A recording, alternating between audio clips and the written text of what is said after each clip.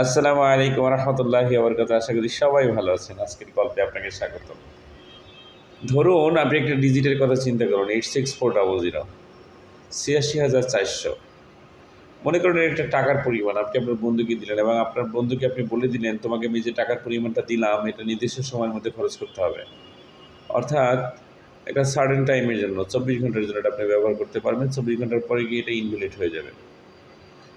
এটা রিসোর্স, এই রিসোর্স বা সম্পদকে আমরা গুরুত্ব দিতে পারি কীভাবে? তা আপনি খেয়াল করলেন যে আপনার বন্ধু এই টাকার পরিমাণটা নিচ্ছে প্রতিদিন, কিন্তু খরচ করছে না টাইম মতো। সে ২৪ ঘন্টার মধ্যে এই টাকাটা খরচ করতে পারছে না এবং নষ্ট হচ্ছে এবং টাকাটা পরবর্তী দিন গিয়ে ইনভ্যালিড হয়ে যাচ্ছে। আশ্চর্য হচ্ছেন? বিষয়টা কেমন হয়ে গেল না? টাকা আবার খরচ করা যায় না। তো আমরা একটু অন্যভাবে চিন্তা করি, টাকা যেমন একটা রিসোর্স, সময় কিন্তু এটা আমাদের গুরুত্বপূর্ণ রিসোর্স। ২৪ ঘন্টায় ৮৬,০০০ সেকেন্ডই হয়।